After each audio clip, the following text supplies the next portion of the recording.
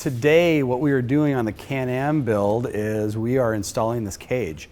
So this is an Extreme Performance 1 cage.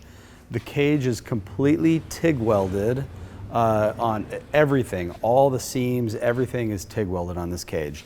This cage is painted white. A couple things that I wanted to go over how a stock cage fits onto here is that at each pillar, so the A pillar in the front, the B pillar in the middle, and the C pillar right here, the Can-Am cage is welded to this plate. The cool thing is that these 4 bolts, this flange right here, this black flange, was already here as part of the factory lower frame section. So we did not add this lower flange. So then the aftermarket cage company builders, they take and build a flange to fit this plate. So we literally took a Sawzall and we cut the cage off on this car at all the pillars. So the factory cage comes in, welds into the top of this plate, it welds into the top of this B pillar plate, and then it welds into the top of this A pillar plate. On this cage by Extreme Performance 1, there's also a side intrusion bar that comes down. This piece is not on the car. We welded this piece onto the car to accept this side intrusion plate. There's pre-drilled holes through this entire cage for all the wiring to come through. So the light bar that's mounted up here with all the BAJA design LP9 lights, all the wires are going to be hidden. They're going to be run through the cage, and then they're going to go to a Switch Pro switch in the center console dash. And we'll kind of talk about the dash layout in a little while.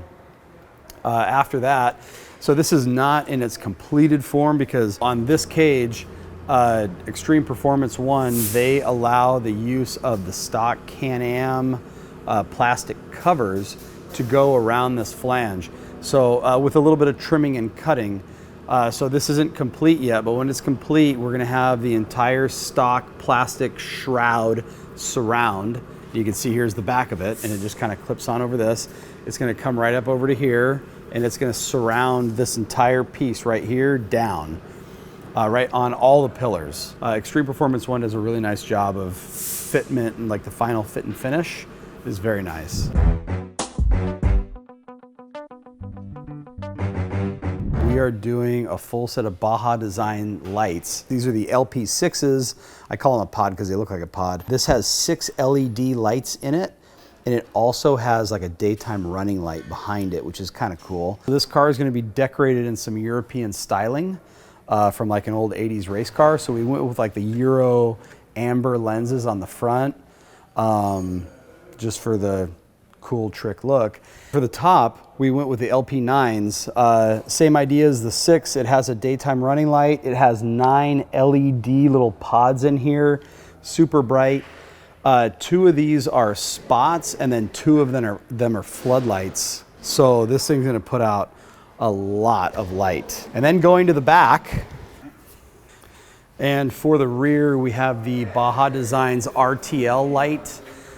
This light has like amber and red tail lights, brake lights. I think you can even put turn signals in this, which I don't have a turn signal switch for, but it's just gonna be mounted up here. Really trick, nice setup for a rear light.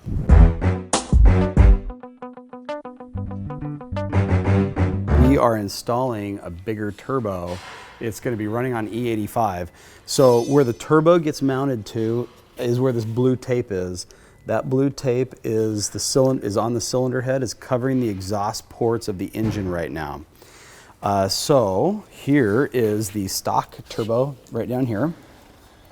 And you can see the sizing comparatively when you just compare these 2 guys side by side. We have this turbo, which is the stock one. This is 173 horsepower rated from the factory.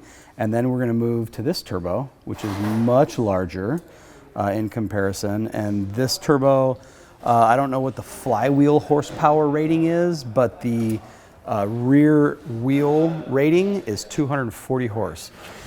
So it's about 140 stock at the wheels, so 173 flywheel, 140 wheel horsepower, and we're moving to 240 wheel horsepower. And what we also did with that is we installed different fuel injectors. So this is a 3-cylinder. So it had 3 injectors. We put larger fuel injectors in it to run E85. We have to flow more fuel. 1, 2, 3. There is going to be a different tune on this engine because you cannot run a stock tune on E85 with that much more boost and that much more injector. What we're also installing is a different exhaust system. So this comes off of the turbocharger, and then it wraps around the side of the car. And then here's the muffler. It's still wrapped in plastic, but the tailpipe is pretty cool. So the tailpipe is kind of like it's like a hand-coned pipe, kind of like a 2-stroke hand-coned pipe. So that'll be really trick when it goes on.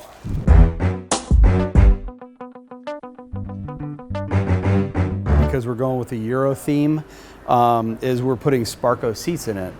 The SPARKO seats cannot go on top of the factory Can-Am sliders because then it would be too tall and you'd have headroom clearance issues. Or you could run it without a slider and kind of bolt it down, but I wanted to have the ability to slide back and forth on all 4 seats, especially the left front for the driver and the right rear because that's where the battery's located.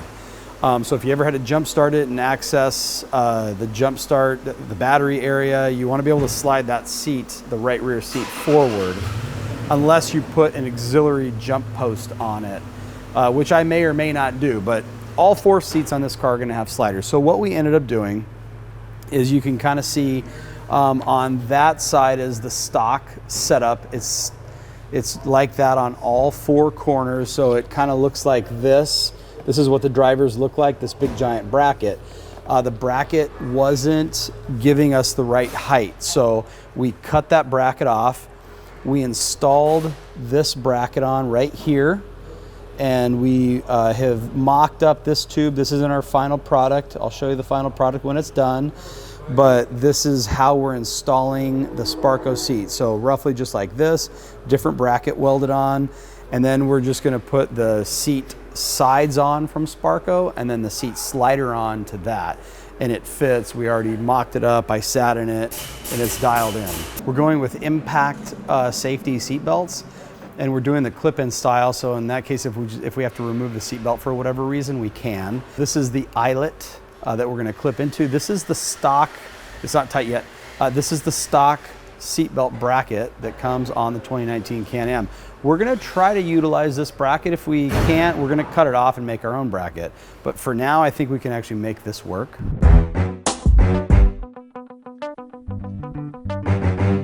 Also, what we're doing is a really cool center dash display. So the buttons are, the dash is still incomplete in here, but you can kind of get the picture of what's going on in here. The Lowrance is going to go right into here. And then we've got some factory buttons right here. And then this is a Switch Pro setup. I've got 8 different switch controls. It's gonna trigger the upper lights, lower lights, buggy whip lights, the RTL lights. I guess we could do a turn signal here if we wanted. The Kenwood radio is gonna go in here, and then the PCI controller is gonna go right there where that is. You can see our factory start stop button is relocated. It's relocated down here on the very bottom. It used to be kind of up here.